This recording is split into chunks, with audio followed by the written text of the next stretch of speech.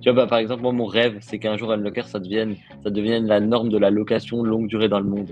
Et Airbnb, aujourd'hui, c'est la norme de la location courte durée dans le monde avec les contractualisations. Tu vois, c'est comme aujourd'hui, Unlocker, c'est un cran d'avance sur le cadre légal. Vraiment, le monde de la conciergerie et le monde de l'agence immobilière, il n'y a rien à voir. C'est déjà les conciergeries, il y a des vraies communautés qui se créent. Et en fait, elles gagnent entre 20, maximum 30% de commission.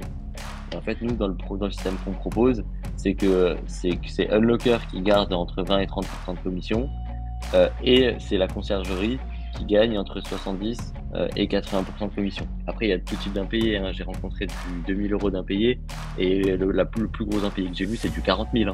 Donc 40 000 euros d'impayés sur une conciergerie de 60 lots, ça fait mal, hein. On a même une messagerie, vous pouvez vraiment gérer l'entièreté de tout ce que vous avez besoin pour contractualiser avec un locataire, et surtout avoir le moyen de paiement final pour toujours être payé en même temps que le propriétaire. Salut les conciergeries, on se retrouve aujourd'hui dans Conciergerie de rêve, le talk show dans lequel on reçoit des invités de marque.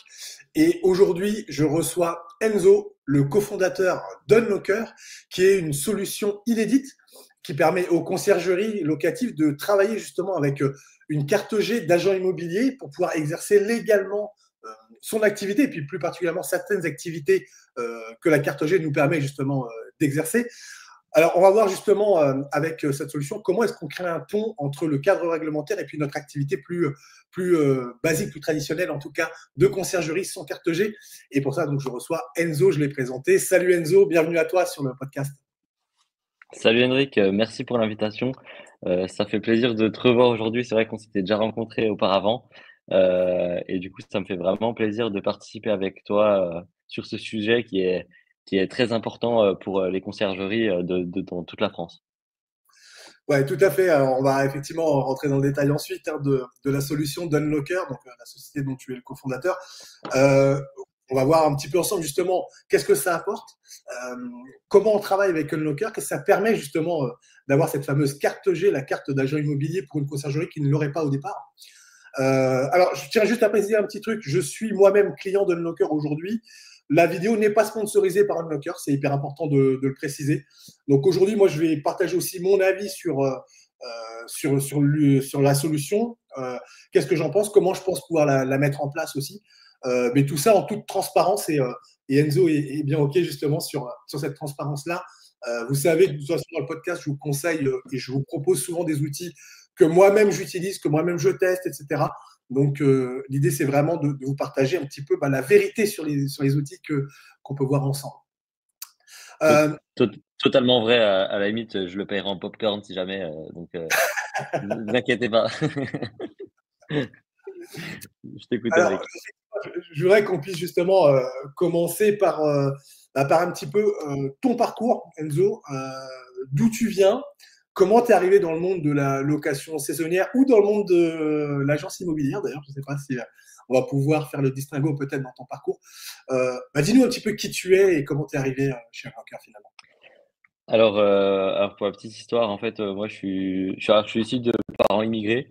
Mon père enfin les deux qui ont travaillé, enfin mon père qui a travaillé toute sa vie à l'usine PSA Peugeot, aujourd'hui Stellantis, donc Sochaux-Mulhouse.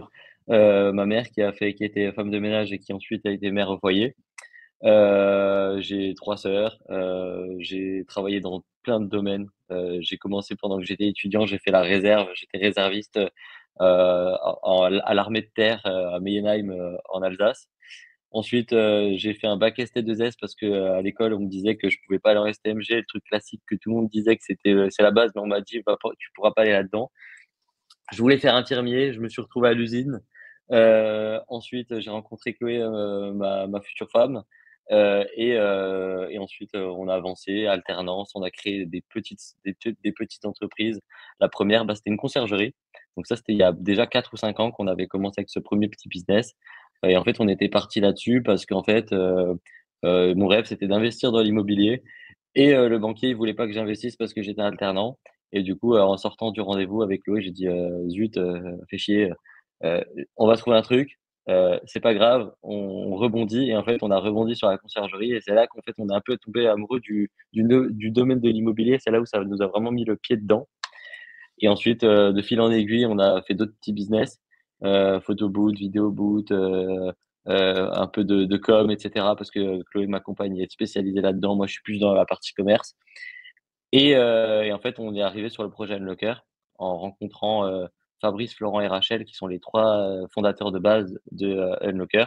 Et nous, on est arrivé en tant que cofondateurs au tout début, avant même la création des statuts, les levées de fonds et la création de la solution. Ok, ok, ok. Et alors du coup, je vais me permettre juste de revenir un petit peu sur ton parcours parce que c'est super intéressant. Du coup, tu as commencé par de la conciergerie, donc ça c'est intéressant dans ton parcours parce que du coup, on va pouvoir parler de choses qui te parlent du coup forcément. Euh, Tu as lancé ta conciergerie. Alors comment ça a fonctionné au début justement? Toi, tu n'avais pas de carte G, du coup, tu as démarré sans. Ah ouais, moi, alors, pour être totalement transparent, sans être vulgaire, j'ai commencé avec, voilà, avec, tu connais le terme, je vais pas le dire, sans rien, pour dans la conciergerie. J'ai commencé alors, en toute transparence, en fait, on a commencé sur un modèle de sous-loc, mais de la sous-loc où au début c'était pas du tout légal parce qu'en fait on avait aucun code. Il y avait pas de ChatGPT à cette époque-là pour nous dire, si on était dans les normes ou pas. Il y avait que Google et les groupes Facebook où les gens, étaient pas trop sûrs de si on pouvait faire des choses ou pas. Donc on a commencé comme ça. Ensuite, on a allé voir, du coup, un expert comptable, du coup, qui est mon beau-père. C'est lui qui nous a dit: «Attention, ça vous pouvez le faire, ça vous pouvez pas le faire». Ensuite, on a professionnalisé. On a monté une SAS. On a sous-loué sur, la SAS en tant que donc c'est la SAS qui était locataire des biens des propriétaires. On a fait ça sur 2, 3, 4 logements et ensuite on a fait quelques logements de manière plus classique avec un pourcentage, et du coup, on a évolué de cette manière-là et on a aussi connu pas mal de galères, parce que du coup, forcément, enfin des galères que je pense qu'on pourrait y échanger, tout à l'heure. Ouais, ouais, tout à fait. Alors du coup, en fait, finalement, c'est un peu le parcours qui ressemble aussi un peu au mien. Alors, je pense qu'il y a pas mal de personnes qui nous écoutent qui ont aussi ce parcours-là, effectivement, hein, de démarrer soit par 100% conciergerie en prestation de service, soit par une partie en sous-location. Ça va dépendre un petit peu des différents profils, mais ouais, je pense que le parcours parle à beaucoup de monde. En effet, du coup, assez rapidement, tu t'es aperçu qu'il fallait professionnaliser l'activité. Alors, sur la sous-location, c'est assez particulier parce qu'il y a de la réglementation quand même assez forte. Du coup, tu t'es quand même aperçu qu'il fallait professionnaliser quand même. Tu t'es dit, merde, on peut pas se lancer à l'arrache comme ça. C'est clair. C'est clair qu'en fait, au début, ce qui avait fait qu'on avait réussi, c'est en fait, on allait voir les propriétaires et en fait, on leur disait: «OK, je vois votre appartement, il est vide. Moi, je vais mettre un budget». Alors, c'était à ma charge. Alors, on investissait, donc c'est pour ça qu'en fait, on prenait beaucoup de risques. On investissait finalement l'apport qu'on avait mis de côté, pour, acheter un appartement, on le mettait dans la rénovation à nos frais d'un logement. Ça veut dire qu'en gros, on mettait 2 ou 3 000 balles de budget.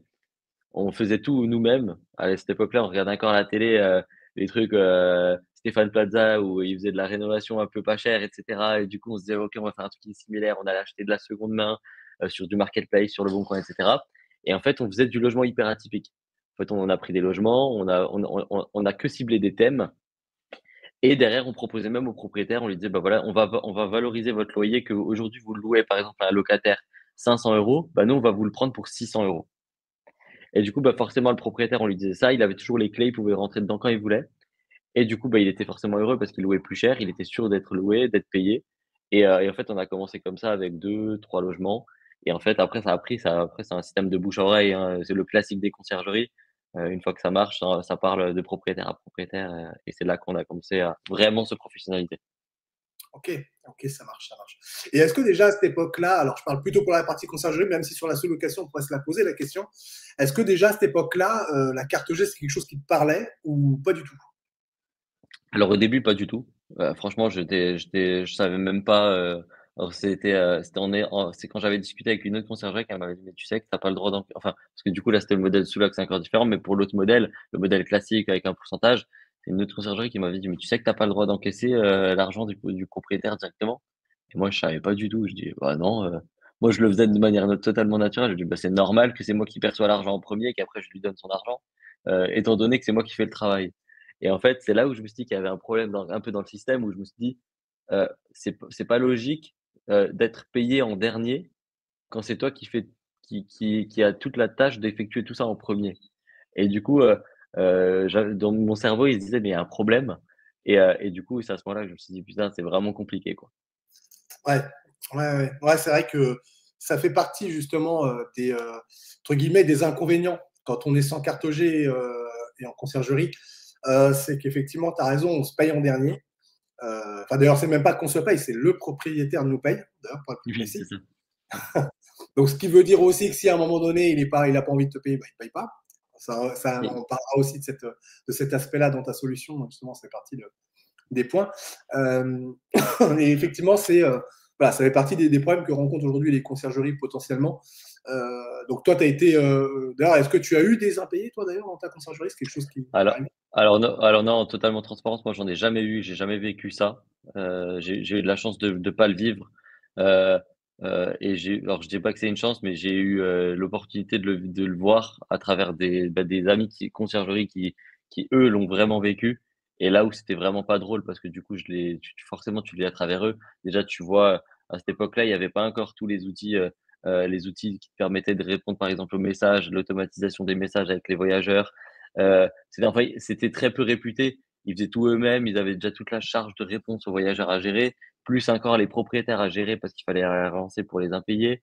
Ne plus savoir qui avait relancé parce que forcément, du coup, ça demande à être un bon gestionnaire, vraiment un excellent gestionnaire, de savoir qui a payé, quand a payé, pourquoi il a pas payé, etc. En fait, c'est plusieurs métiers dans un seul métier et c'est là où il y a une vraie complexité. Ouais, tout à fait. Ouais, tout à fait. C'est vrai que la conciergerie, c'est vraiment multicasquette. Donc, il faut être bien organisé, bien déléguer certaines choses, bien structurer. Du coup, ça va être aussi l'objet de ta solution. Mais il faut effectivement avoir tout ça en tête parce que sinon, on peut vite effectivement être noyé, hein, parce que c'est juste une charge de travail après en fonction du nombre de biens, etc. Mais quand ça grossit, ça peut commencer à être chaud. Ouais. Ouais, Euh, clairement.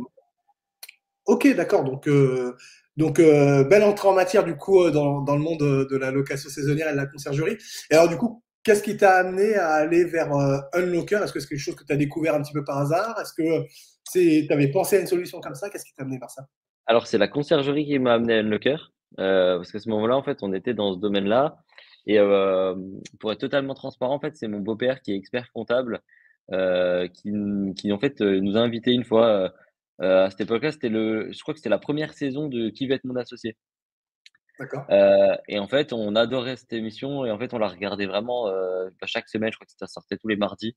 Et en fait, on regardait tous les mardis, chaque semaine, les épisodes de Qui va être mon associé. Et en fait, je suis plus une fois sur une discussion à table avec mon beau-père, on lui avait dit, notre rêve, ça serait de voir un truc comme ça en vrai ou d'y participer et de le faire, quoi. Ça serait vraiment un truc de fou. Et en fait, il s'avère que quelques jours après, parmi ses clients, donc Fabrice, Florent et Rachel, qui l'appellent et qui lui disent, écoute, voilà, David, on a imaginé une solution, donc qui à l'époque ne s'appelait pas Unlocker, ça s'appelait Lizzy. Et en fait, ils voulaient préparer une levée de fonds.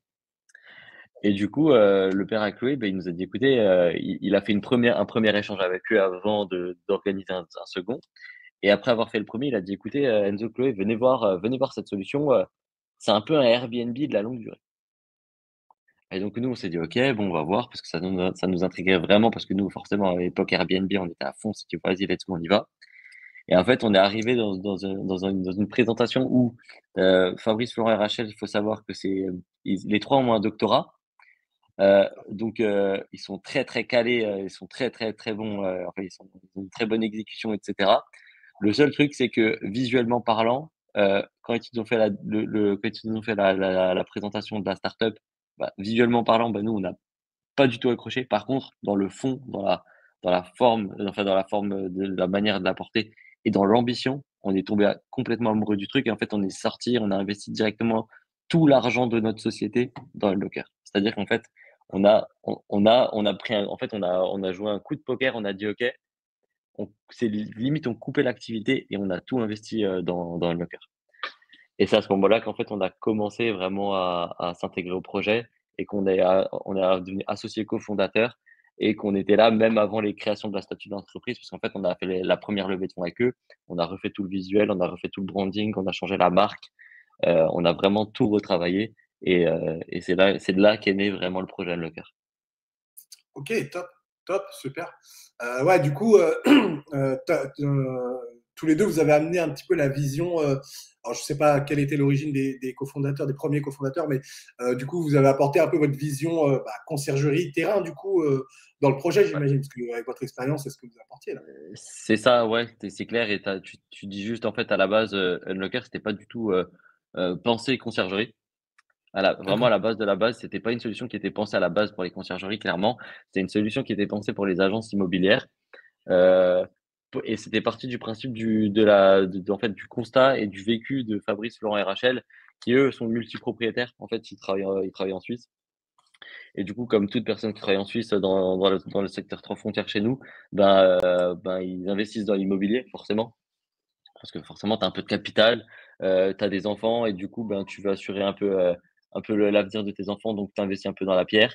Et du coup, comme chaque personne, bah, ils l'ont fait. Et en fait, ils ont un certain nombre de lots conséquents, je crois qu'ils sont à une cinquantaine de lots aujourd'hui. Et ce qui s'est passé, c'est qu'au début, ils géraient eux-mêmes. Ensuite, ils ont délégué à une agence. Et en fait, quand ils ont délégué à l'agence, ils se sont rendus compte de toutes les problématiques parce qu'ils n'avaient pas toutes les datas. Tu vois, quand tu gères 50 logements, ils savaient plus quel locataire avait payé, quel locataire n'avait pas payé, quel logement était vide, lequel n'était pas vide. En fait, c'était un peu un bordel et du coup, ils ont créé une solution pour, pour combler à ça. Et donc, c'est là qu'Unlocker a été créé, justement pour répondre à des problématiques liées à l'immobilier. Et après, et là, depuis quelques mois, on est arrivé sur le sujet du coup de la conciergerie. Et ça, on pourra en discuter après. Je pourrais t'expliquer comment est-ce qu'on est arrivé là-dessus. Ouais, ok, ok. Bah, justement, du coup, ça fera une excellente transition sur je dirais la première partie du talk show, donc qui s'appelle donc le pitch, puisque du coup, tu vas pitcher Unlocker pour qu'on puisse comprendre de quoi il s'agit, à quel problème exactement ça correspond, comment ça se met en place. Enfin bref, tu vas avoir à peu près 2 minutes pour pitcher, donc c'est assez court et assez long en même temps parfois, ça va dépendre de ce que tu veux dire. Alors, je te dis pas que le chrono est lancé, mais c'est presque ça. Je te laisse à peu près 2 minutes pour nous pitcher ça. Nickel. Alors, en fait, concrètement, Unlocker aujourd'hui, c'est une solution. Donc là, je veux vraiment parler conciergerie. Aujourd'hui, Unlocker, c'est une solution qui, pour les conciergeries, leur permet d'être payés en temps réel en même temps que les propriétaires grâce à un split de paiement.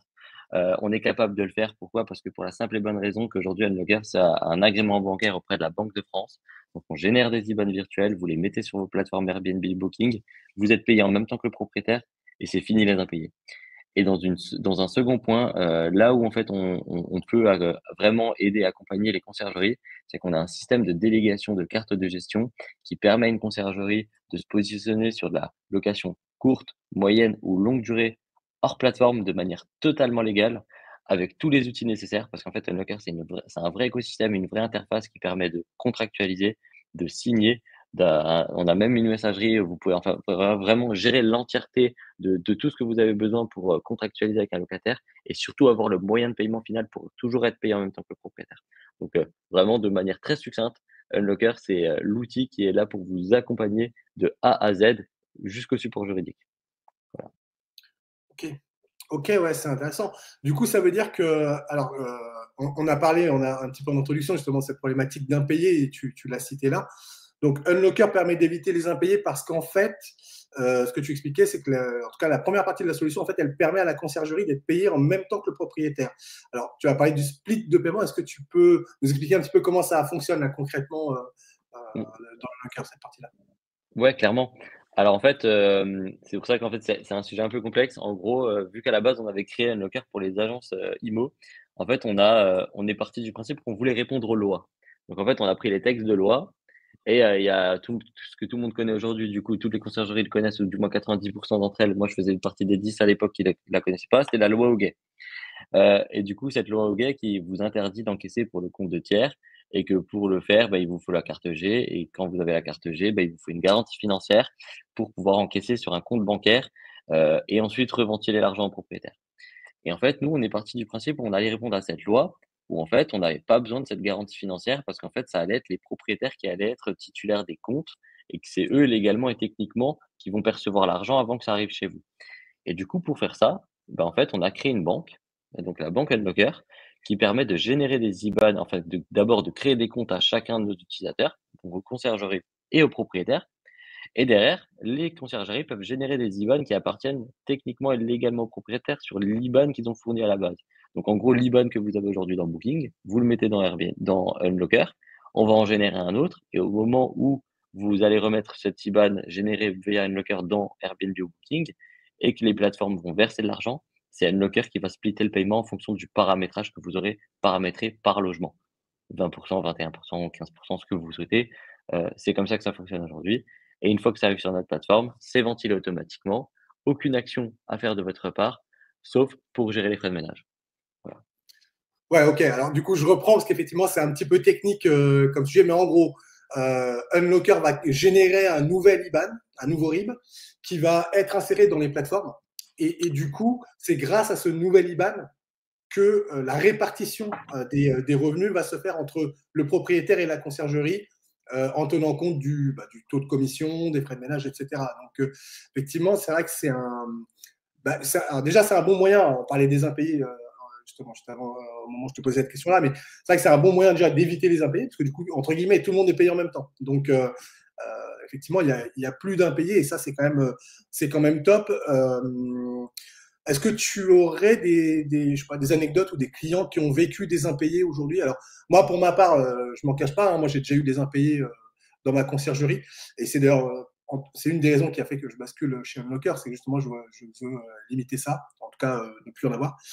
Est-ce que tu as des clients justement qui ont eu des impayés? Est-ce que tu as des anecdotes sur pourquoi et comment ils veulent basculer sur Unlocker? C'est quoi un petit peu le passif du coup, malheureusement? Ouais, ah bah, j'ai une anecdote. Alors, elle n'est pas encore cliente. C'est Priscilla, je la cite, hein, parce que peut-être qu'elle va l'écouter ou pas. En fait, je l'ai eu en visio et en fait, en ayant échangé avec elle, je lui avais posé, j'ai volontairement posé une question. En début de visio, je dis Priscilla, dis-moi ce qui t'énerve aujourd'hui, dis-moi quel client ne t'a pas payé. Et tout de suite, en fait, j'ai vu l'énervement de Priscilla. Il y avait à côté, je crois que je sais pas si c'est son assistante ou son alternante, qui était morte de rire en se disant, tout de suite, elle est venue, elle a dit, mais pourquoi vous l'avez lancée là-dessus? Vous allez la rendre folle. Elle va péter un câble. C'est pas le bon moyen de commencer. Et en fait, moi, c'était vraiment pour revenir sur le sujet de dire que, ben voilà, c'est pas normal qu'on arrive à un niveau d'énervement sur ça, alors que finalement, derrière, tout le travail d'avant est effectué et certainement très bien effectué. Ensuite, j'ai une autre anecdote, c'est une autre cliente, donc celle-là pour le coup, je vais pas la citer parce que, du coup, elle a contourné notre application pour se faire payer son impayé. Parce qu'en fait, alors ça pareil, pour les personnes qui seront intéressées, on pourra faire une démo et vous montrer ça. Mais en gros, elle a contourné notre solution où en fait, elle pouvait prendre sur du frais de ménage qu'elle a paramétré finalement et en fait, elle a fait la petite blague au propriétaire où elle a écrit impayé en haut à gauche et en fait, elle a récupéré 2 000 € d'impayés. Donc ça, c'est des choses que notre solution permet parce qu'en fait, on est maître du flux, en tant que conciergerie et l'avantage, c'est de capter le flux. Et après bon, clairement pour être, après il y a tout type d'impayés, hein. J'ai rencontré du 2 000 € d'impayés et le plus gros impayé que j'ai vu, c'est du 40 000, hein. Donc 40 000 € d'impayés sur une conciergerie de 60 lots, ça fait mal, hein. Donc ouais, il y a de tout et c'est là où c'est malheureux, c'est que enfin, chaque conciergerie ne devrait pas avoir ne serait-ce qu'un seul impayé, parce que c'est générateur de stress et en plus, c'est pas bon pour la société, quoi, clairement. Ouais, ouais, c'est clair, c'est clair. La trésorerie, la vitalité de l'entreprise. Donc, s'il n'y en a plus, bah, c'est mort, quoi. Et ouais, et puis les impayés, c'est quelque chose d'assez. Bon, effectivement, psychologiquement, c'est hyper difficile. Euh, c'est très stressant, etc. Et puis surtout, et du coup, c'est le deuxième point que tu as évoqué, c'est que il faut pouvoir le recouvrer. Enfin, il faut qu'à un moment donné, cet impayé, on arrive à le recouvrer, quoi, pour pas que ça reste un impayé, du coup. Ça, c'est intéressant avec Unlocker, même si c'était un petit peu un contournement, comme tu l'as dit. Mais du coup, Unlocker permet aussi entre guillemets, de recouvrer tout ou partie d'un éventuel impayé qu'il y aurait. Parce qu'effectivement, en fait, à partir du moment où il y a un versement qui est fait par la plateforme, bah, il suffit d'orienter plus que 20% de ce versement vers la conciergerie et ça te permet de rattraper un petit peu justement l'impayé, quoi. Si j'ai bien compris, c'est ça la manip qui était faite. Clairement, en fait, alors c'est sur un pourcentage ou sur un montant fixe parce qu'on a un onglet, enfin une fonctionnalité qui permet de mettre aussi en place des montants fixes. Alors clairement, la bonne façon de le faire, c'est forcément avant d'en parler au propriétaire. Heu et je pense que souvent les propriétaires, si vous leur dites que vous allez lisser, par exemple, cet impayé parce que peut-être que lui, il l'a utilisé, j'en sais rien, il est allé au casino ou il est allé en vacances avec et du coup, bah, il est plus capable de vous le sortir d'un coup. Bah, vous lui dites: «Eh bah, écoutez, monsieur le propriétaire, c'est pas grave, je vous le lisse sur 6 mois, et pendant 6 mois, à chaque mois, bah, vous prenez, la somme jusqu'à que ça recouvre l'impayé». Le plus important à la fin, c'est d'être payé et de pas être non plus, on va dire, d'avoir parce que souvent, c'est ça le problème de l'impayé, c'est qu'on n'ose rien dire au propriétaire par peur d'être trop méchant et par peur après d'avoir comme un sentiment de gêne avec le propriétaire. Et c'est au moment où on a ce sentiment de gêne, c'est là qu'en fait la collaboration elle est terminée. Parce qu'en fait, c'est compliqué après de revenir en arrière. C'est un peu comme dans un couple, hein, quand on a trompé sa femme et qu'après, ben, on peut plus revenir en arrière, c'est fini, quoi. Ouais. Et c'est pareil. Ouais, tout à fait. Alors, sans vouloir cristalliser, et puis c'est un sujet assez anxiogène, l'impayé, donc on passera aussi à la suite de l'interview, mais juste pour terminer là-dessus, c'est vrai que l'impayé de manière opérationnelle, euh, quand il est généré en général, c'est parce qu'on en est déjà à pratiquement 2 mois d'activité, et quand on a de la chance. Ce que je veux dire par là, c'est qu'on a fait un premier mois d'activité, la première facture est partie, le propriétaire ne la règle pas, donc on a bossé pendant un mois gratuit là déjà. Le temps qu'il ne la règle pas, qu'on le relance, etc., en fait, il s'est déjà écoulé probablement un deuxième mois, probablement. Et donc, ton impayé, en réalité, il est sur 2 mois. Donc, quand on parle d'un impayé, en réalité, c'est 2 mois d'impayé, en fait, d'une manière générale, qui se produit de manière concrète. Et donc, il faut l'avoir en tête. Ça veut aussi dire que si vous n'avez pas la solution Unlocker ou une solution qui correspondrait à ce type de manipulation, en fait, ça veut dire qu'il vous faut une avance de trésorerie de 2 mois. Alors, toutes les conciergeries ne peuvent pas forcément avoir ça, quoi. Et d'ailleurs, toutes les entreprises ne peuvent pas nécessairement avoir ça. Bref, c'est quelque chose qui se Ouais. prévoit. Et là, Unlocker permet justement quand même d'apporter une belle aide sur la trésorerie pour permettre à l'entreprise d'investir dans bien d'autres choses aussi, quoi. Et après, il faut aussi le dire, hein, il y a beaucoup de conciergeries. Il y a des conciergeries qui ont des situations d'impayés, il y en a beaucoup qui n'en ont pas aussi, il faut aussi le dire.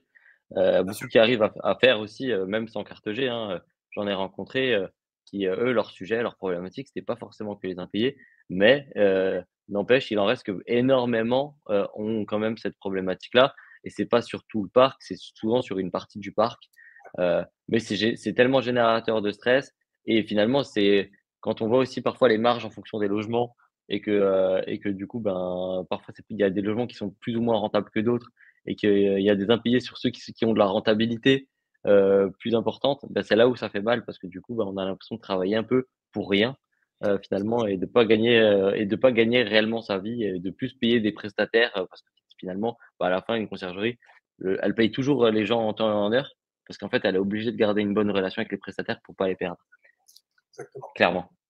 Et c'est là où en fait, finalement, c'est toujours la conciergerie qui, heu, qui en fait, subit, l'impayé, enfin pas ou le retard plutôt, de versement du propriétaire et que le propriétaire se rend pas compte que 2 mois, comme tu le dis, bah, c'est énorme pour la conciergerie. Ouais, tout à fait. Tout à fait. Donc, ok, donc Unlocker permet ça. Et alors, du coup, on parlait de carte G au début, justement. Là, dans cette première partie de la solution, il n'y a pas besoin de carte G finalement pour la conciergerie. Pas du tout parce qu'en fait, on est sur le même principe. Alors, je reprends à chaque fois le même exemple, hein. Aujourd'hui, une conciergerie, comment ça fonctionne? Elle prend l'IBAN du propriétaire, elle le met sur les plateformes Booking Airbnb. Booking Airbnb envoie l'argent au propriétaire, la conciergerie et c'est là aussi où il y a aussi un décalage de facturation. C'est que le temps que faut aussi le temps de faire la facturation, de faire toutes les factures, générer les factures et ensuite une fois qu'on transmet la facture, le propriétaire paye en retard ou ne paye pas. Et en fait, nous, on est exactement sur la même base parce qu'en fait, c'est toujours l'IBAN du propriétaire qu'on met sur les plateformes. La seule différence, c'est qu'avant d'arriver sur son compte bancaire final, ça passe sur son IBAN Unlocker, donc sur son compte Unlocker. C'est ventilé le jour même et ça repart là comme la conciergerie, la part d'Unlocker parce que c'est là où chez Unlocker gagne sa vie et le propriétaire, où, il reçoit finalement son net, en fait. Donc il y a plus de déduction, on ne vient plus prendre de l'argent comme les impôts à la fin du mois, quoi. Donc c'est en direct. Ouais, ouais, c'est vrai que c'est important. Il n'y a plus cette sensation de perdre de l'argent quelque part. Alors, c'est pas du tout le cas, mais pour le propriétaire, il n'y a plus cette sensation de perdre de l'argent. Euh, donc, c'est vrai que pour le coup, c'est une solution qui est assez smart, je trouve, en termes de flux, etc. Je trouve ça assez smart. Et ça évite cette sensation-là. Donc, effectivement, je trouve ça cool. Ok, donc pas besoin de carte G pour cette partie-là, puisque du coup, c'est un IBAN qui appartient au propriétaire. Donc, on est capable de ventiler les flux. Et alors, du coup, finalement, il n'y a pas besoin de carte G du tout, alors. Ouais, clairement, sur cette partie-là, il n'y a pas besoin de carte G. Euh, on n'a pas besoin de l'activer. Et après, sauf si on veut faire de la location hors plateforme, bah là, forcément, il y a besoin de recours, il y a besoin de se protéger. Et donc, c'est à ce moment-là qu'on peut aussi proposer une solution pour ça. Mais vraiment, quand ça passe par les plateformes, pas besoin de carte G, on se pose pas de questions, on continue comme ça, on garde le même process, on est payé en même temps. Et c'est même plus simple parce que du coup, pas de carte G, ça veut dire moins de problématiques, pas de contrôle, parce que la carte G, c'est pas non plus que du bonheur, hein. C'est de la comptabilité mandante, il y a des contrôles, il faut faire très attention, il faut mettre en place des garanties financières, il y a les contrôles par les caisses de garantie. Heu, donc il y a aussi un vrai travail derrière. Les agents immobiliers qui ont ça, c'est un vrai, vrai travail. Donc ça permet aussi d'avoir moins de problématiques. Ouais, tout à fait. C'est ça qui est, je trouve, impressionnant dans la solution, c'est que on a entre guillemets, alors on n'a pas de carte G du coup, en tout cas sur cette première partie de la solution. Donc on n'a pas les contraintes, comme tu le dis, de contrôle, de comptabilité, de garantie financière, de formation, de bref, on n'a vraiment pas toutes ces contraintes-là. On a les avantages, parce que du coup, l'un des gros avantages quand même, c'est ce flux de trésorerie qui est à notre main, entre guillemets. Bah, écoute, c'est merveilleux en fait.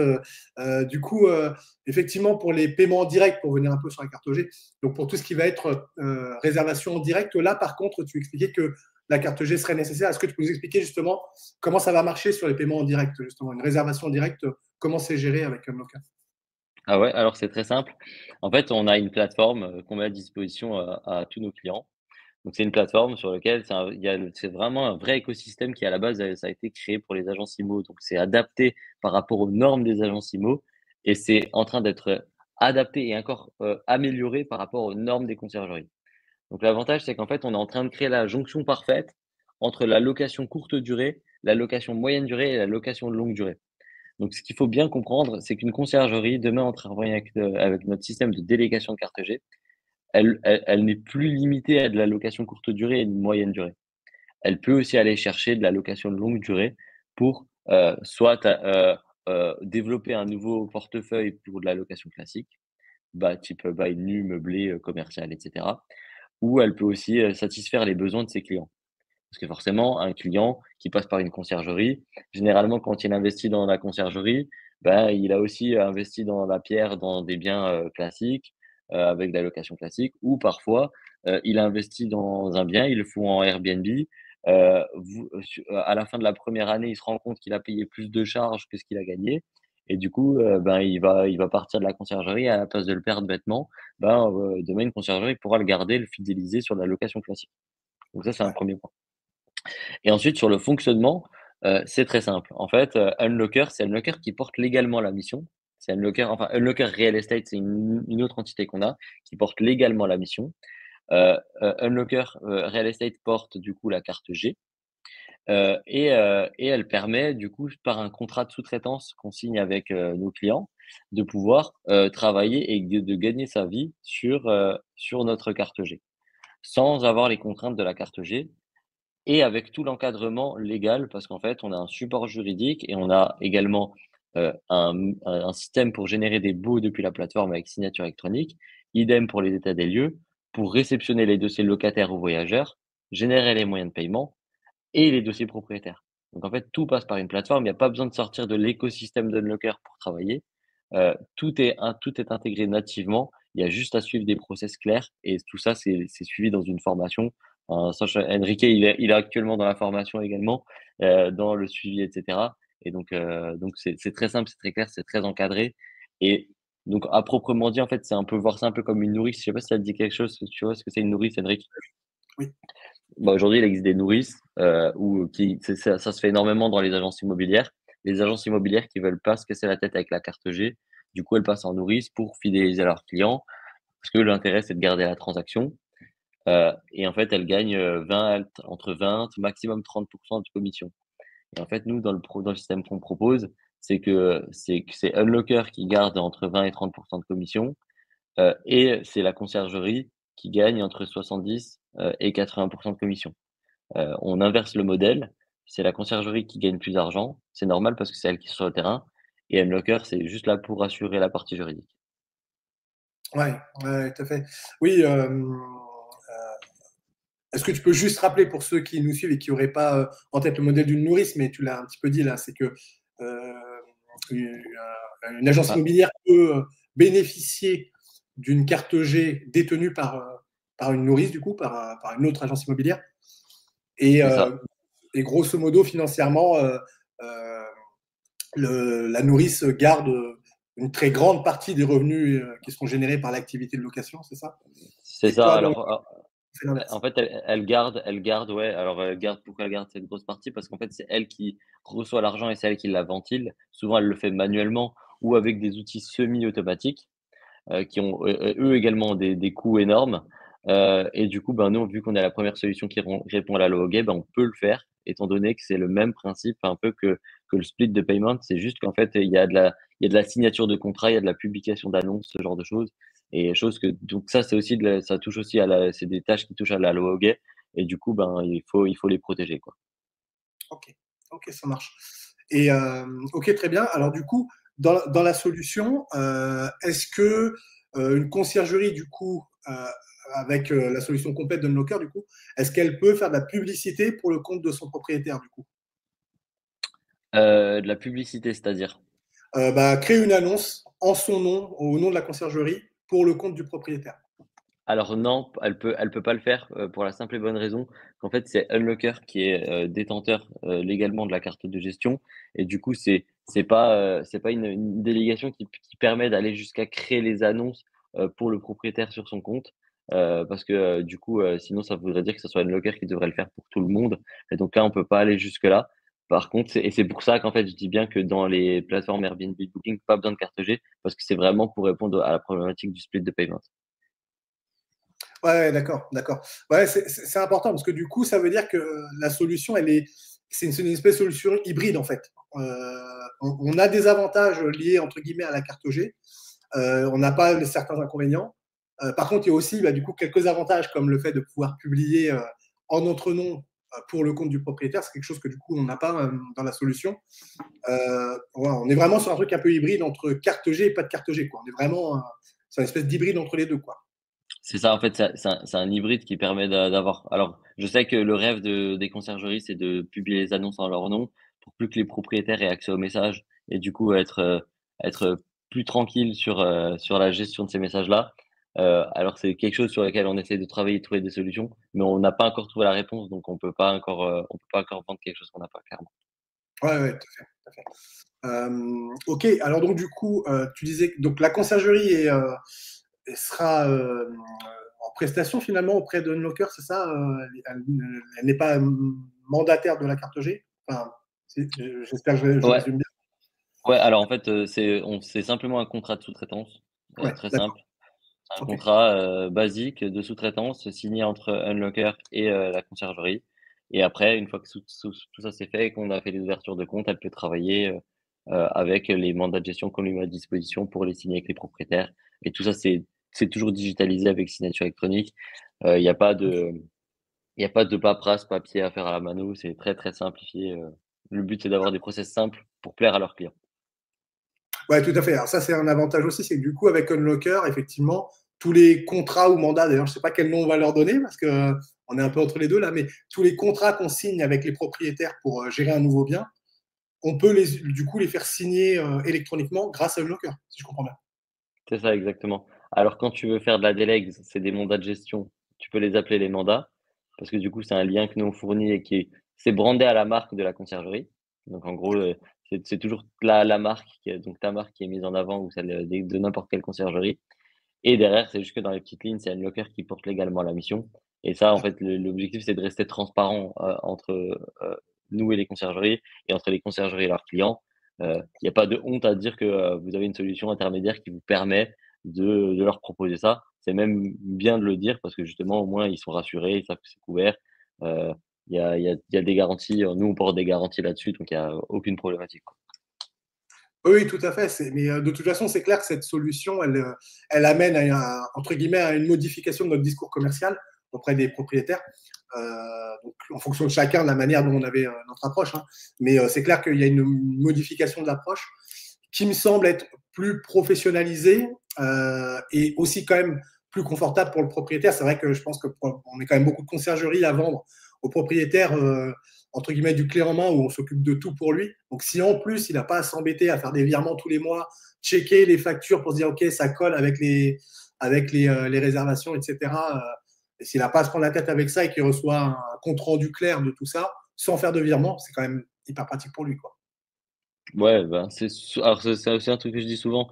C'est souvent, c'est pas qu'ils veulent pas payer, c'est qu'ils ont la flemme de payer. Et parce que mettre en place le virement et que chaque mois en plus c'est différent, parce qu'en plus ils sont obligés de vérifier aussi les factures. Et ensuite, quand ils vérifient, ils sont pas sûrs. Du coup, ils vont pas virer parce qu'ils veulent vérifier d'abord avec toi, voir que tu t'es pas trompé. Et si, et ça. Donc en fait, à la fin, et c'est pour ça aussi que ça prend parfois du temps avec certains propriétaires qui font très attention, ou d'autres qui vont vraiment pas faire attention, qui vont juste virer l'argent aussi, d'ailleurs, hein, ça existe aussi, hein. Qui font pas gaffe et qui virent, qui ferment les yeux, font tellement confiance qu'ils payent direct. Ouais, tout à fait, tout à fait. D'accord, ok pour cette partie-là. Peut-être un dernier point sur la partie carte G.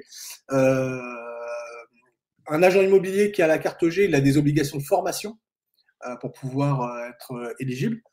Euh, du coup, nous, en tant que conciergerie, dans ta solution, et là je parle de toute la solution globale, on a des besoins de formation, nous? Il n'y a pas de besoin de formation obligatoire. Néanmoins, on met quand même à disposition des formations en e-learning pour de l'apprentissage continu et surtout pour celles qui veulent se professionnaliser encore plus et qui n'ont pas les notions parce que forcément, donc là on parle de courte ou moyenne durée, donc ça la plupart d'entre elles, enfin la plupart des conciergeries connaissent assez bien le sujet, mais la longue durée, si elles veulent s'y intéresser, ben, c'est aussi, ça reste quand même un autre métier avec, alors je pense pas que c'est beaucoup plus compliqué pour une conciergerie, c'est juste que du coup, c'est des codes un peu différents et c'est plus, ne pas avoir le syndrome de l'imposteur et de se dire qu'on n'a pas le droit de le faire parce que du coup, on n'a pas la carte G. Mais alors que pas du tout, on peut le faire de la location classique, ça se fait. Un propriétaire lui-même, enfin moi je suis propriétaire, mon premier bien, je l'ai géré moi-même. J'avais pas la carte G, hein, je l'ai loué, je suis allé sur, comme tout le monde, je suis allé à la bibliothèque, j'ai acheté un bail, j'ai acheté un modèle d'état des lieux, je l'ai fait à la main. Sauf que là, nous, on propose tout de manière digitale, donc faut pas se fermer, vous pouvez y aller, les yeux fermés, il y a pas de souci. Et en plus, il y a l'accompagnement qui va avec, du service client qui permet de tout gérer de A à Z. Donc ça, c'est pas du tout un problème. Ouais, ouais, tout à fait. C'est clair que c'est pas forcément plus complexe, mais en tout cas, c'est un métier différent, la longue durée. Et même pour ceux qui n'en faisaient pas, hein, faire de la moyenne durée en bail mobilité, ça nécessite des connaissances un petit peu différentes aussi, ne serait-ce que réglementaires, hein. Entre un bail mobilité et un bail classique, déjà, il y a des différences. Et puis évidemment, entre un bail mobilité et puis un bail de location courte durée, il y a des différences. Donc oui, oui, il faut être effectivement à la page de tous ces points-là. Alors ouais, du coup, en effet, la formation nécessaire et légale, parce que c'était ce point-là qu'effectivement je voulais qu'on aborde, c'est que en effet, avec la solution InLocker, on n'a pas d'obligation légale de formation comme pourrait l'avoir un agent immobilier dans le cadre de sa carte G pour pouvoir maintenir ses compétences, tout simplement. Par contre, moi, je pousse vraiment toutes les conciergeries à se professionnaliser au maximum si vous voulez faire du bail mobilité ou de la longue durée, et ben effectivement de vous former au sujet, donc soit par les e-learning qui sont proposés par Unlocker, soit par d'autres formations, mais en tout cas soyez professionnels sur ces parties-là, c'est hyper important et, ouais, ayez bien conscience des différences entre un bail mobilité et un bail de location longue durée, parce qu'il y a des différences entre les deux, des différences importantes en plus. Pareil, entre le bail mobilité et puis la courte durée, bah, il y a des différences en termes de contrat aussi. Donc, ayez bien tout ça en tête, soyez vraiment le plus pro possible. Bien sûr qu'on a des super solutions, là, on le voit avec Unlocker, mais la formation, même si elle n'est pas obligatoire, moi je milite vraiment pour que nos métiers se professionnalisent grâce à des solutions comme Unlocker, mais aussi parce que nous, on va se maintenir en compétences, voire monter en compétences en fonction des sujets, quoi. Donc, je vous invite vraiment à rester à la pointe de tout ça et je pense qu'Unlocker, justement, contribue à ça. Et donc, je trouve que pour le coup, je trouve vraiment que c'est une super solution par rapport à ça. Peut-être pour revenir un petit peu, on en a parlé un petit peu sur la relation avec le propriétaire. Effectivement, nous, on a potentiellement, on a déjà des clients et même on aura sûrement aussi de futurs clients côté propriétaire qui vont nous confier leurs biens. Est-ce qu'aujourd'hui, tu as des retours des personnes qui auraient pris ta solution sur le changement qu'il y a en termes de relation avec le propriétaire? Est-ce qu'il y a des changements d'ailleurs? Est-ce qu'il y a un changement dans la relation? Est-ce que la relation est peut-être, je sais pas, plus professionnelle? Est-ce qu'elle est peut-être plus formelle? Quand je vois la relation entre un agent immobilier et son propriétaire, c'est pas la même chose qu'entre une conciergerie et son propriétaire. On voit qu'il y a des différences. Ouais. Est-ce qu'aujourd'hui, avec Unlocker, est-ce que tu constates des différences, positives ou négatives d'ailleurs? Est-ce que tu as un retour d'expérience sur ça? Alors, un retour d'expérience, alors je sais pas s'il va être assez impactant ou si j'ai assez de retour de recul, enfin, j'ai assez d'expérience ou de recul pour avoir vraiment quelque chose de concret et de juste. Je pense que d'ici 1 an, ça va être encore différent, mais là, aujourd'hui, vraiment, ce que je constate, c'est que alors oui, c'est plus formel dans le sens où, c'est l'argent est encaissé directement et du coup, il y a pas le côté où la conciergerie, elle doit faire très attention à à sa manière d'aller approcher le propriétaire pour être payé, mais elle change pas la relation non plus, avec le propriétaire dans le sens où une conciergerie, elle aura toujours une relation différente, heu, qu'une agence avec un propriétaire. Parce que la conciergerie en tant que telle, déjà, heu c'est en ça, je le retrouve vraiment le monde de la conciergerie et le monde de l'agence immobilière, il y a rien à voir. C'est déjà les conciergeries, il y a des vraies communautés qui se créent. Quand on voit, bah, par exemple, ne serait-ce que ce talk show, heu par exemple, d'autres podcasts, Vanessa Guerin et cetera, heu, ben, ça, c'est pas des choses qu'on retrouve, de manière native chez les agences IMO avec des groupes où les conciergeries, moi, je le vois, hein, je suis dans des groupes Facebook, à l'époque, quand j'étais, ne serait-ce que les communautés Airbnb et cetera. Ça, chez les agences IMO, ça n'existe pas. Et en fait, il y a vraiment une proximité qui est différente entre une conciergerie et une agence immobilière envers ses clients. Le fait déjà qu'aussi une conciergerie travaille le week-end, que du coup, elle gère, ben, toutes les problématiques qui peut être que en fait, toutes les problématiques, hein. Une conciergerie, par définition, les vacances, c'est très rare. Enfin, ça existe, mais voilà, c'est souvent pendant que les autres sont en vacances, la conciergerie travaille. Du coup, je pense pas que ça change négativement en tout cas, la relation. Je pense juste que c'est encore mieux parce que du coup, ça va diminuer le risque de friction avec les propriétaires. Parce que souvent la friction, elle vient souvent du fait de payer ou de ne pas être payé et après bien sûr, il y a les tâches communes. Ça peut être, un ménage qui est mal fait et cetera ou, d'autres choses ou le propriétaire, il n'est pas d'accord sur un point. Ça, c'est minime. C'est des petits trucs qui impactent pas grandement la relation entre un propriétaire et la conciergerie. Ouais, ouais, ouais. Ouais, en effet, ouais, je suis assez d'accord sur le point de vue qu'une conciergerie, elle a une relation, je trouve, beaucoup plus orientée client. Je vais plutôt le dire comme ça.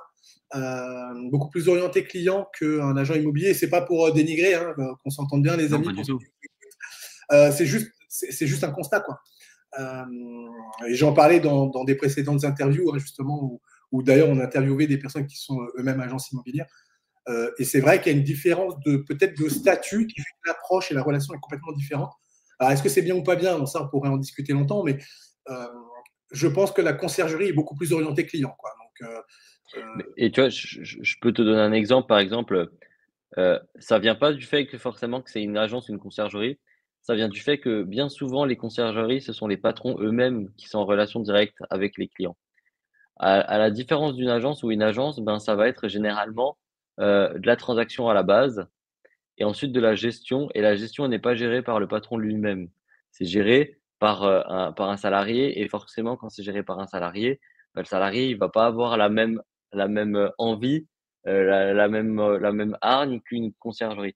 Là, je peux te donner un exemple, j'ai un client aussi agent immobilier, hein, heu, qui lui, ben, c'est lui le patron, il fait que de la gestion pour le coup, il fait pas de transaction. Il fait que de la gestion locative simple et pourtant, bah, lui, bah, par contre, il a une super relation avec le propriétaire.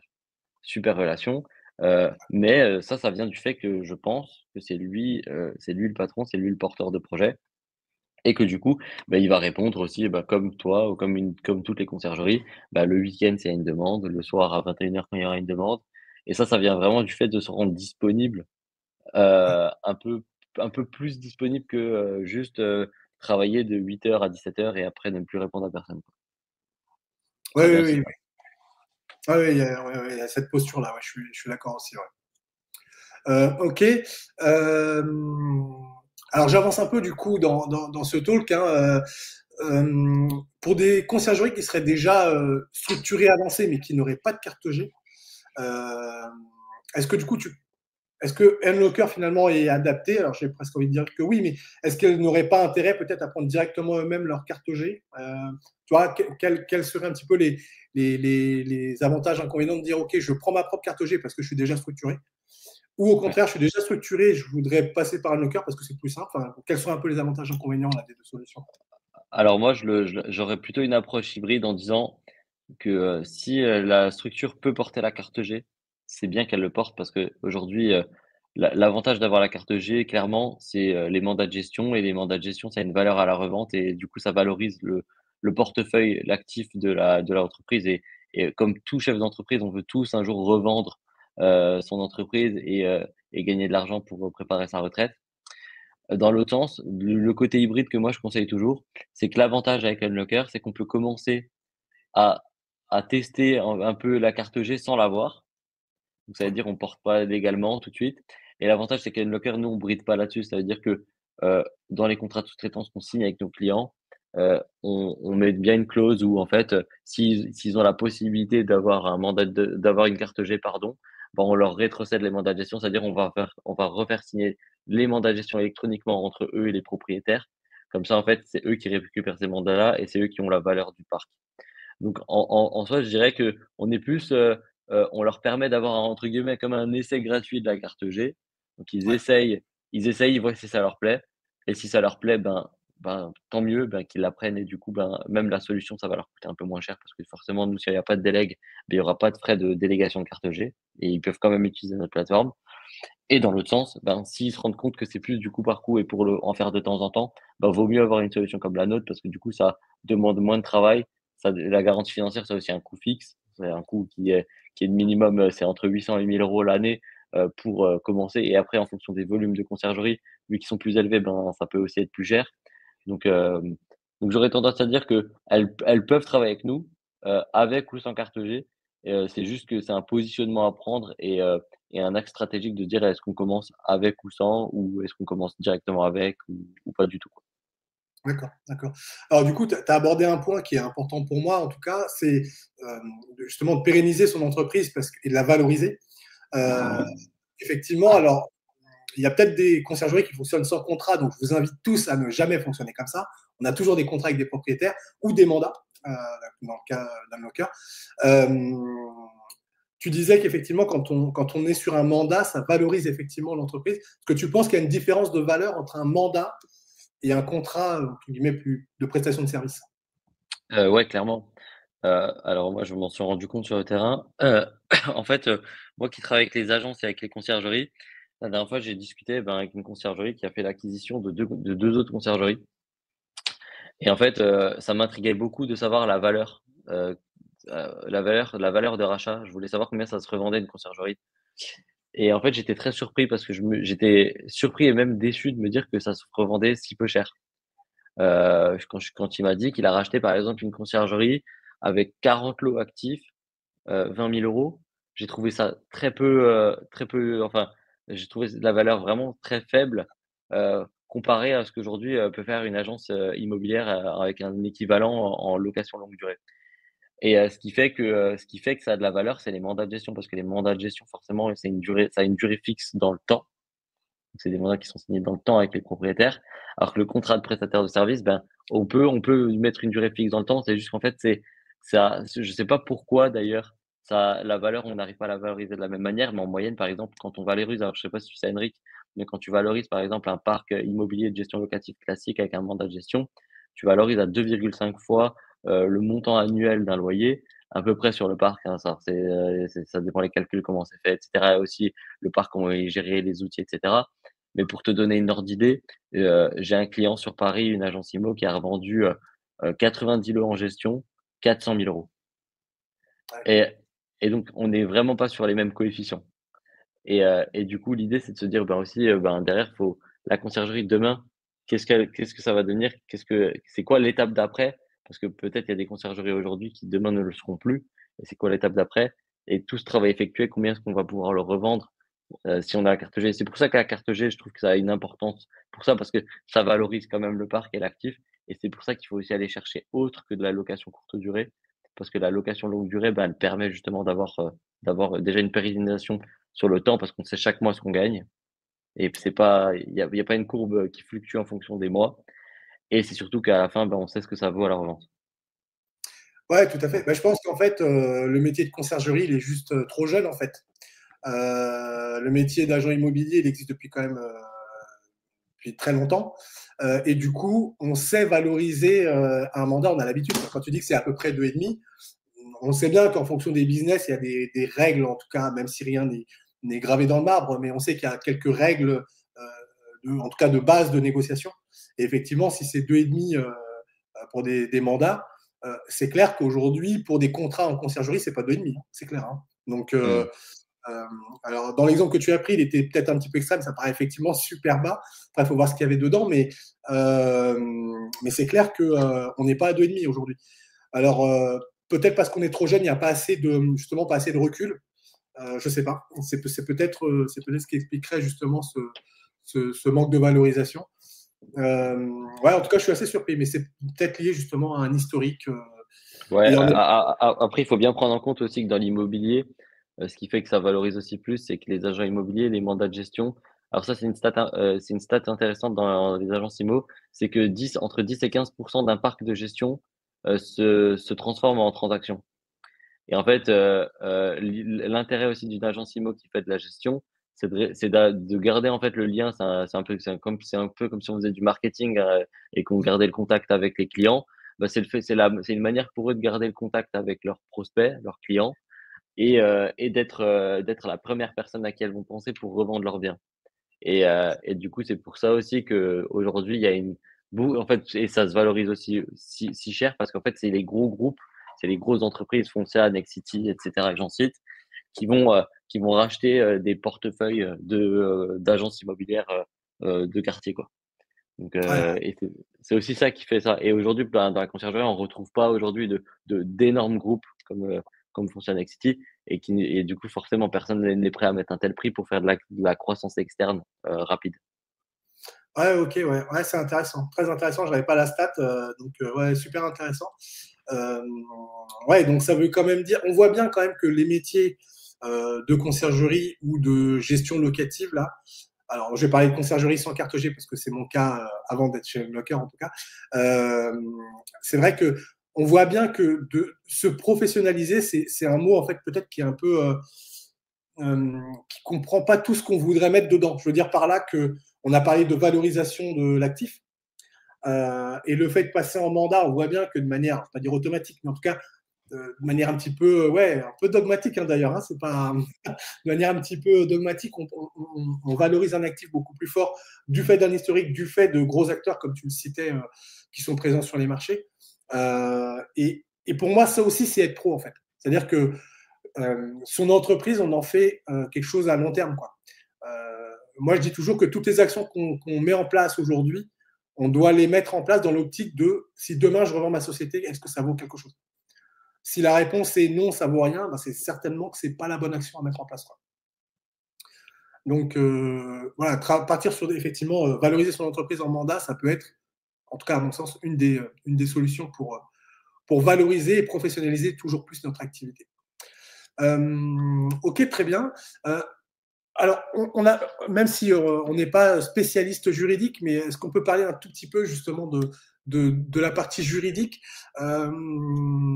est-ce que du coup, Unlocker va permettre finalement aux conciergeries de se protéger juridiquement justement en cas de litige avec les propriétaires d'ailleurs, sur quelques sujets que ce soit d'ailleurs, est-ce que finalement le fait d'avoir ce mandat avec Unlocker et le propriétaire, est-ce que ça veut dire qu'il y a une protection de la conciergerie par Unlocker de manière juridique? Euh, Bah alors, alors le mandat de gestion est signé entre le locataire et le propriétaire, donc ça protège, on va dire, sur la partie que le client, il peut pas claquer la porte non plus du jour au lendemain auprès de la conciergerie, de dire, bah voilà, je veux plus travailler avec vous. Et il y a quand même une formalité pour le faire un peu de manière légale comme une agence classique. Heu, Après le but c'est pas non plus de mettre une laisse, au propriétaire, le but c'est quand même de garder un peu le côté de la conciergerie où voilà, les propriétaires se sentent bien avec les conciergeries sans avoir en fait faut pas qu'il y ait trop de contraintes non plus pour ces propriétaires-là. Après là, pour la partie plus juridique, donc là on parle du mandat, mais moi c'est plus sur, là où je le vois important, c'est sur la partie paiement c'est que en fait, le propriétaire, ça c'est dans le CGV, hein, quand le propriétaire accepte de travailler sur la plateforme, c'est qu'il accepte aussi que la conciergerie split le paiement.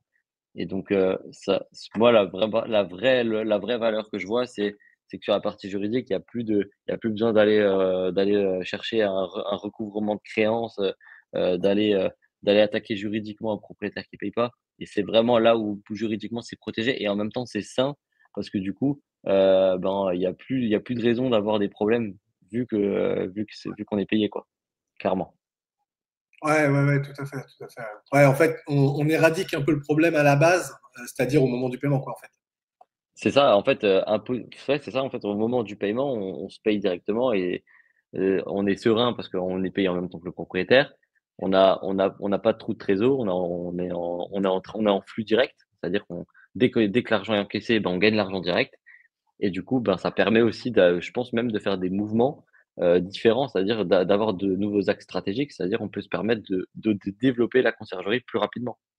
Parce que du Ouais. coup, si on a une idée et qu'on veut mettre un projet en place, quand on doit attendre que l'argent arrive, c'est pas pareil que quand on l'a tout de suite et qu'on peut se dire: «Bah, vas-y, j'attaque tout de suite, mon projet, quoi».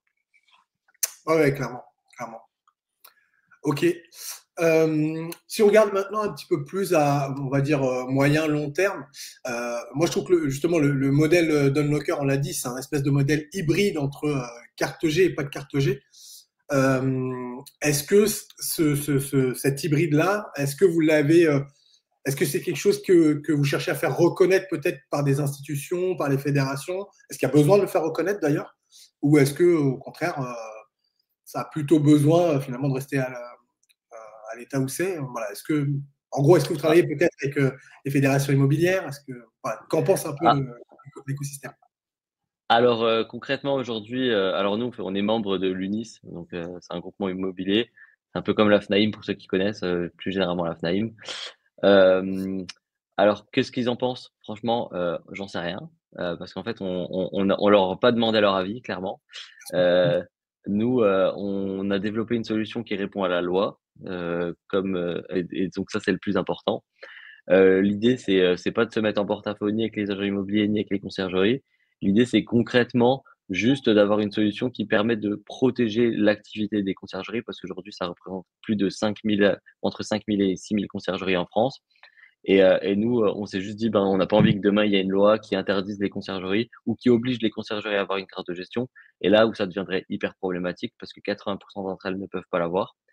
Heu c'est surtout, au moins elles ont aussi la partie légale où c'est protégé sur le paiement avec les propriétaires. Parce que du coup aujourd'hui, bon, ça marche, le système, fonctionne, hein, que le propriétaire reçoit l'argent et ensuite il le reventile.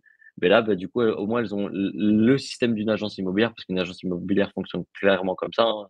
Elle split à la source, et en fait elles ont un système équivalent, mais sans avoir la carte G et pas besoin vu qu'on est exactement sur le même système actuel. Donc nous, on va certainement, alors je sais pas si on va chercher à le faire reconnaître directement par des institutions parce qu'en fait, finalement, on essaye déjà un peu de le faire en passant par les CCI, en leur expliquant que on répond à la loi Hoguet et cetera, qu'il y a plus besoin de garantie financière parce que, même les agences ne sont plus détentrices des fonds. Mais là, du coup, c'est une bataille qui va se faire sur des années parce que forcément, c'est des habitudes de travail et cetera. Donc il faut rentrer un peu dans les mœurs et cetera. Mais clairement, je pense qu'un jour, Unlocker, j'espère qu'Unlocker deviendra la référence sur cette partie-là, quoi. Oui, tout à fait. Bah, c'est vrai que je posais, il y avait une autre remarque derrière ma question, c'est que je disais d'ailleurs dans une précédente interview, c'est que le monde de la location courte durée étant plus jeune, c'est vrai qu'il est, je trouve, plus dynamique et plus innovant. Et là, de voir une solution, alors je ne sais pas d'ailleurs si on dit qu'elle émerge de la partie conciergerie ou de la partie agence immobilière, mais de voir une solution qui a une origine immobilière, je trouve ça hyper innovant. Et ça vient un peu contredire ce que je disais. Et quelque part, ça va dans mon sens, c'est qu'en fait, il y a des ponts à construire entre nos différents métiers. Plutôt que s'opposer, ben on voit très bien que de bosser ensemble, il y a de très belles choses à faire qui vont aider aussi bien les agences immobilières que les conciergeries. Hein. À aucun moment, je pense qu'à aucun moment on est opposé dans la proposition. Euh, donc ouais, je trouve vraiment que l'innovation, pour le coup, si on dit qu'elle vient de la partie immobilière, je la trouve. Enfin, voilà, j'ai plutôt l'impression qu'elle va fédérer les deux mondes plus que de les opposer, comme on C'est pourrait le ça. voir. Alors, Clairement, nous, en fait, nous, on est là pour dépoussiérer. Parce qu'en fait, le monde de la conciergerie, il y a pas de choses à dépoussiérer. Parce qu'en fait, comme tu l'as très bien dit, c'est très jeune, c'est dynamique, ça bouge très vite. Le monde de l'immobilier, il y a beaucoup de process à dépoussiérer avec beaucoup de vieux acteurs et de vieux outils qui en fait, ont un monopole sur le marché et du coup, ben, qui contrôlent et qui en fait, vont pas chercher à aller se challenger plus que ça. Heu et c'est là ce qu'on retrouve chez la conciergerie, c'est qu'il y a il y a une grosse agilité sur le mouvement et l'acceptation du changement et c'est là où je trouve que c'est super intéressant parce que du coup, avec une conciergerie, en une semaine de collaboration, on peut avoir 20 échanges et ces 20 échanges qui sont ultra constructifs avec que des retours qui vont nous permettre de nous améliorer et là où nous, ce qu'on cherche à faire, c'est de c'est pas de professionnaliser les conciergeries parce qu'elles le sont déjà. Moi, je trouve que toutes les conciergeries que je rencontre sont déjà très professionnelles.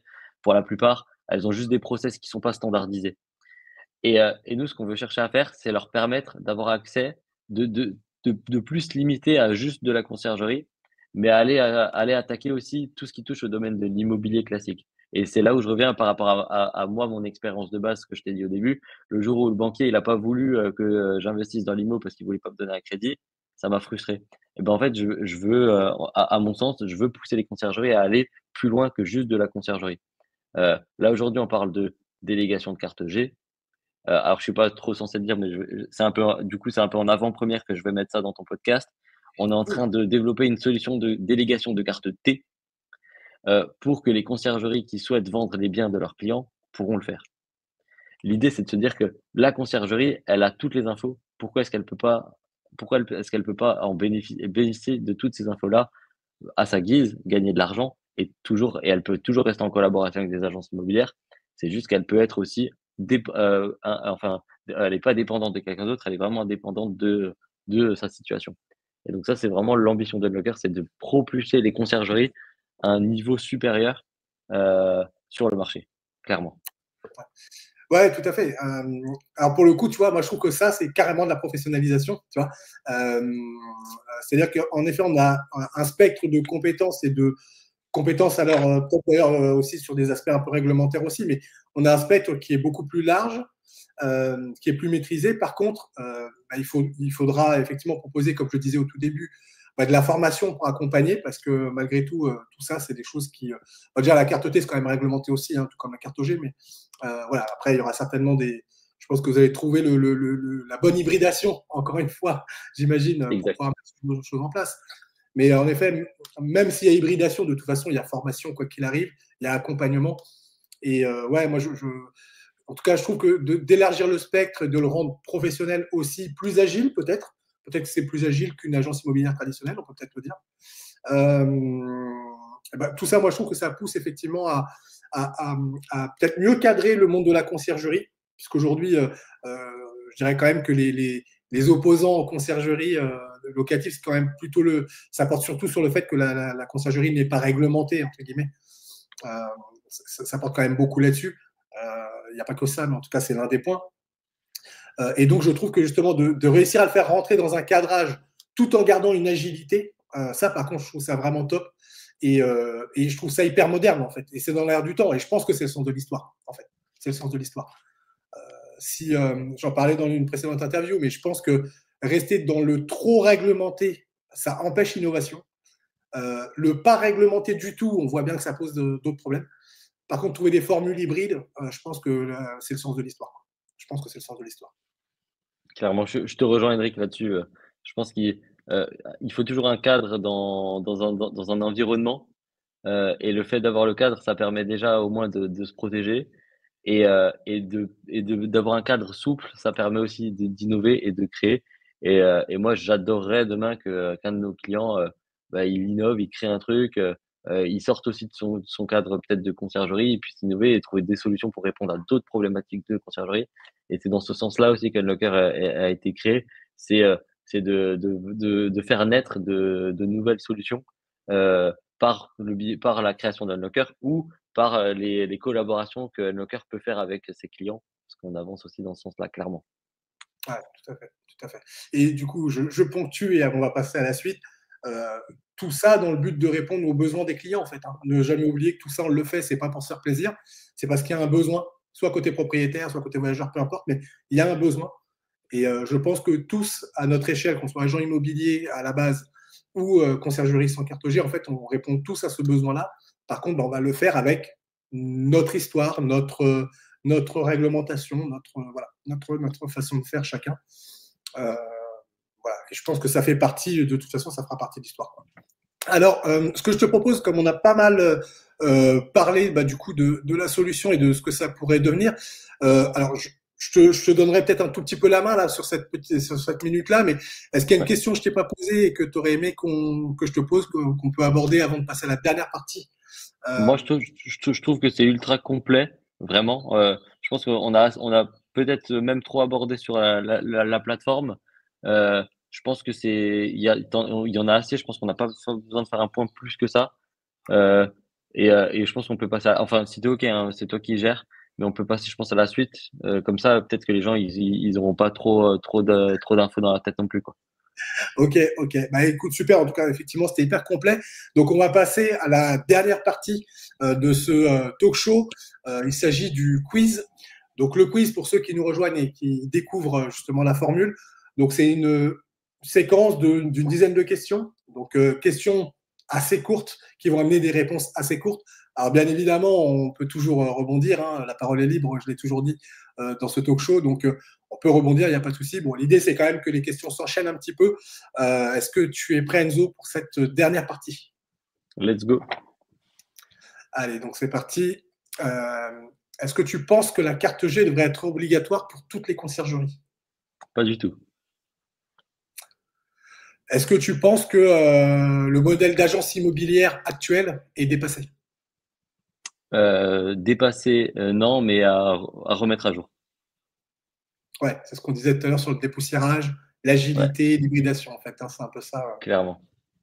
Ouais, ok. Euh, Est-ce que tu penses qu'une conciergerie arriverait à gérer un gros volume de biens, 100 biens par exemple, sans avoir nécessairement une structure réglementaire solide comme pourrait l'avoir un agent immobilier? Clairement, et elles le font déjà. Ouais, ouais, c'est vrai. Et c'est vrai que elles le font déjà avec une organisation, je trouve, assez, parfois assez militaire. Hein, je pense qu'on s'en rend pas compte.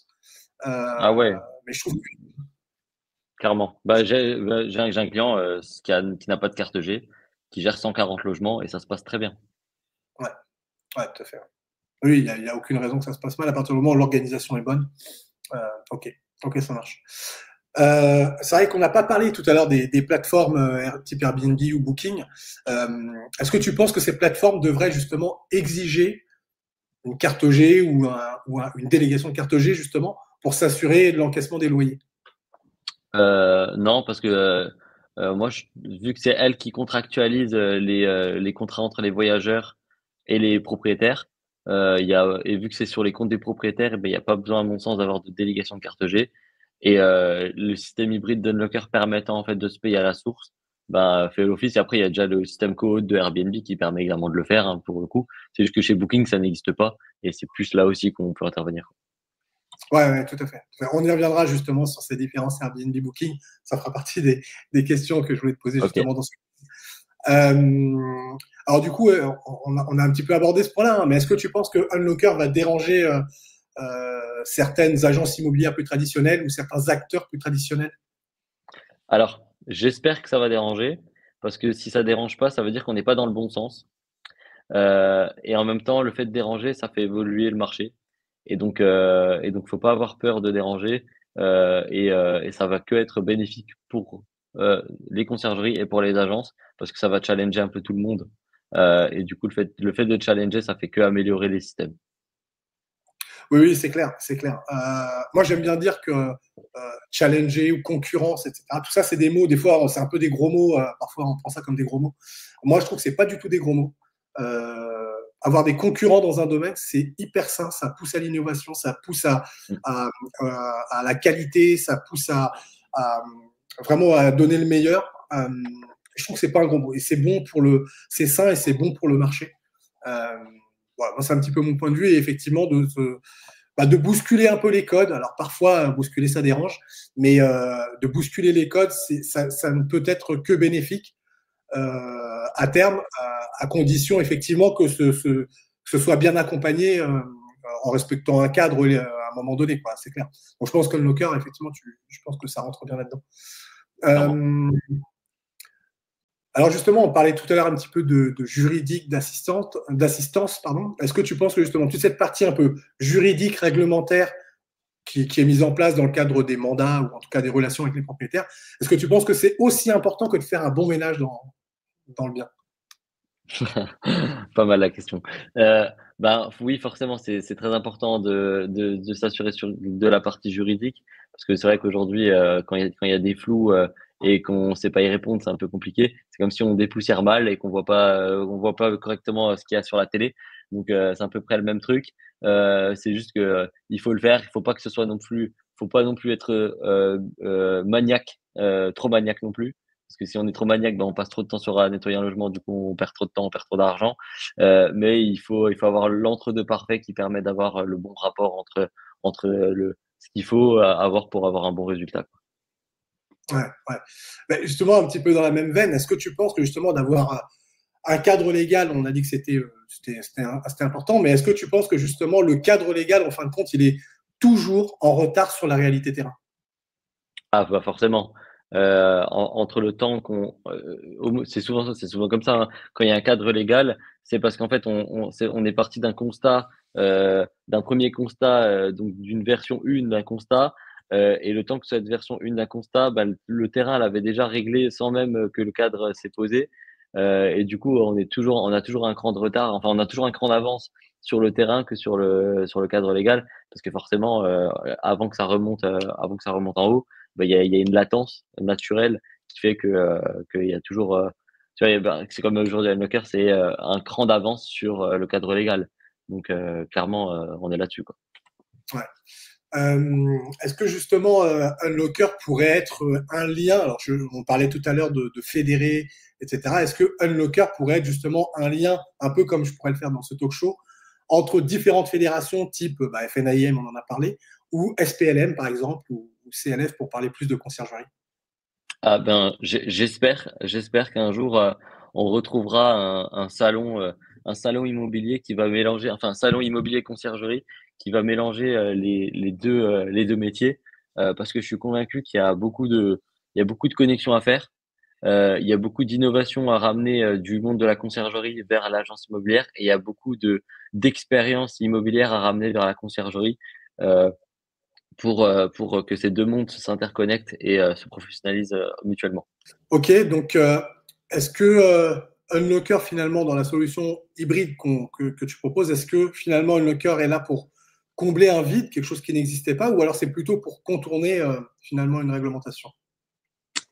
Euh, Très bonne question. Alors, je pense que je sais pas si c'est ni l'un ni l'autre. Moi, c'est plutôt pour répondre à la problématique du terrain. Parce qu'en fait, un jour, j'ai une conciergerie qui m'a appelé et qui m'a dit Enzo, j'ai ce problème-là.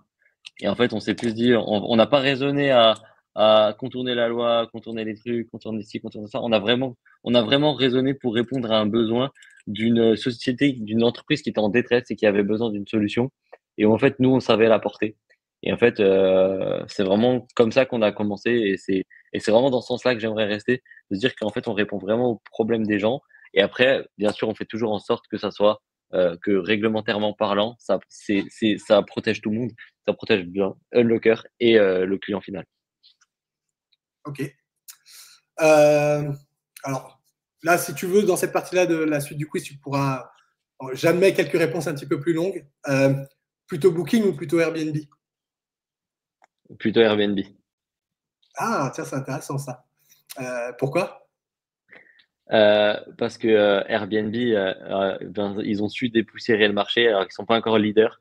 Mais Airbnb, je trouve qu'ils innovent et qu'ils apportent énormément de valeur. Et, et ils ont su aussi, je sais pas comment t'expliquer, mais ils ont su créer des normes de. Tu vois, bah, par exemple, moi, mon rêve, c'est qu'un jour, Unlocker, ça devienne la norme de la location longue durée dans le monde. Et Airbnb aujourd'hui, c'est la norme de la location courte durée dans le monde avec les contractualisations. Tout est fait de manière, tout se fait en 3 clics. C'est vraiment un peu la plateforme qui réunit le monde entier, peu importe les origines, peu importe la couleur de peau. Tout le monde communique via Airbnb. C'est là que je trouve que c'est vraiment super, quoi. C'est vraiment Voilà. communautaire. Ok. Est-ce que tu aurais un livre, une ressource ou un mentor qui t'a inspiré dans ton parcours et que tu voudrais partager ici? Ouais, c'est le livre de Marc Simoncini. Euh, alors, Une vie choisie. Je l'ai trouvé super inspirant. Je sais pas si tu connais. Mais en fait, c'est vraiment le livre où il explique un peu tout son parcours de A à Z, de ses débuts à ses galères, à sa vente d'entreprise, à sa proposition de rachat d'entreprise, où il a dit non et finalement il a bien fait. Quelques années plus tard, il a vendu plusieurs centaines de millions. Euh, je trouve que c'est vraiment un livre qui traduit un entrepreneur sur toutes ses phases. Franchement, je le conseille pour toutes les personnes qui souhaitent un peu avoir une vision globale plutôt que juste des infopreneurs classiques où on vous de la consommation sur les réseaux. Ça fait aussi parfois du bien de lire un petit livre. Voilà. Ok, super. Euh, Quelle est ta potion magique pour réussir dans le métier, ce qui te renforce au quotidien? C'est les clients. C'est le fait d'être connecté tous les jours avec les clients et les prospects, euh, de communiquer avec eux. Les conciergeries, ça me booste vraiment énormément parce qu'en fait, c'est beaucoup de bonne humeur, beaucoup de joie de vivre. Et ça, c'est le gros boost du quotidien. Et c'est chaque jour, dès que je parle avec une nouvelle personne ou que je reparle avec des personnes avec qui j'ai commencé à collaborer, bah, ça booste et ça me conforte dans le fait qu'on va dans le bon sens et qu'on réponde surtout à un vrai besoin humain avant même que ce soit un besoin de métier. Parce que finalement, le besoin humain, c'est de vivre. Et pour pouvoir continuer à vivre et faire pérenniser les activités, ben, il faut les sécuriser. Et c'est en ça que je retrouve aujourd'hui beaucoup de sens avec Unlocker. Ok, génial. Du coup, le contraire, quelle est ta kryptonite, ce qui t'affaiblit justement? Ce qui m'affaiblit, c'est quand j'arrive pas à répondre aux besoins d'un client et que je sais pas trouver une solution tout de suite. Ça me blesse, ça m'énerve beaucoup. Mais en même temps, c'est ce qui permet de se dépasser, d'aller chercher du coup la potion magique et de trouver les solutions. Ok, ça marche. On arrive quasiment à la fin de ce quiz. On est sur les deux dernières questions. Les questions un petit peu, je veux dire, presque rituelles, celles que je pose à tous mes invités. La première, c'est pour toi, qu'est-ce que le sens de l'hospitalité? Waouh. Alors, le sens et c'est pour ça que j'aime bien Airbnb à la base et que par rapport à Booking aussi. Parce que Booking, c'est très hôtelier à la base, hein. Donc forcément, c'est pas adapté pour l'hospitalité, accueillir les gens.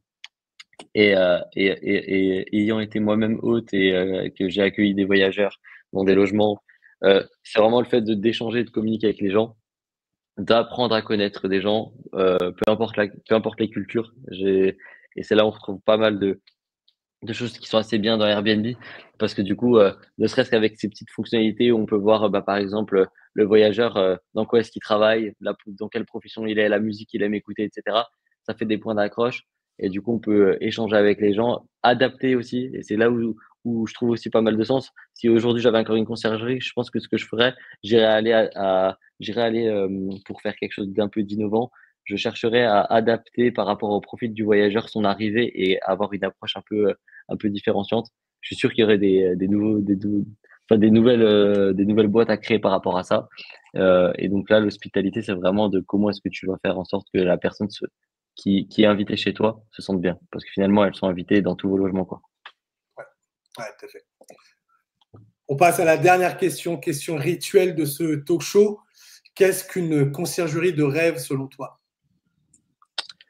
Pour moi, une conciergerie de rêve, c'est une conciergerie qui demain euh, proposera de la location courte durée, mais pas que, qui aura un service 360 complet pour ses clients, donc de gestion de biens de manière courte, moyenne, longue durée, jusqu'à la transaction finale, parce que pour moi, ça c'est l'aboutissement aussi, parce que l'aboutissement, c'est aussi bah, parfois les propriétaires bah, veulent arrêter, il y a, ils vendent parce qu'ils vont déménager ou parfois ils gardent la location courte durée parce qu'ils déménagent et qu'ils veulent avoir un revenu fixe parce que c'est pour de la retraite, etc. En tout cas, pour moi, le but final et la conciergerie parfaite, c'est celle qui va proposer un service 360 à ses clients et qui, du coup, va devenir l'incontournable dans un secteur. Eh bien, ça sera le mot de la fin. Merci Enzo d'avoir joué le jeu dans ce talk show et d'avoir répondu du coup à toutes les questions qui étaient pas super évidentes. On a beaucoup partagé sur comment fonctionnait le local et puis du coup on en sait aussi plus sur toi. Merci d'avoir fait tout ça. Alors évidemment, sous la vidéo, on laissera les liens et dans la description pour retrouver Unlocker et toute la solution qu'on a pu partager aujourd'hui. Donc n'hésitez pas à cliquer dessus pour en savoir plus. Et évidemment, maintenant, n'hésitez pas à liker la vidéo si celle-ci vous a plu. Ça soutiendra la chaîne, ça nous permettra d'avoir toujours des invités de marque à suivre dans ce talk show. Abonnez-vous, hyper important aussi, en activant la clochette pour être informé des prochaines vidéos qui vont sortir. Et puis surtout, laissez un petit commentaire en dessous pour nous poser des questions à Enzo et à moi-même. On se fera un plaisir de répondre à toutes vos questions pour vous permettre d'avancer dans vos démarches de conciergerie. Merci à toi, Enzo. Merci Henrik, merci pour l'invitation. Je rejoins Henrik, soutenez-le, c'est vraiment une bonne personne, super bienveillante. J'ai adoré participer à ce podcast avec lui et, euh, et vraiment, Henrik, c'est vraiment la personne, quand je l'ai rencontré au tout début, il m'a montré des solutions qu'il a créées lui-même sur mesure pour répondre aux problématiques de ses clients. Et du coup, je me ferai un plaisir d'améliorer ses process et de vous faire partager tout ce que Henrik a déjà créé dans la plateforme Unlocker dans le futur. Donc, merci encore. Et n'oubliez pas de vous abonner. Allez, merci à toi, merci tout le monde. Je vous souhaite une bonne journée. Ciao. Ciao, ciao.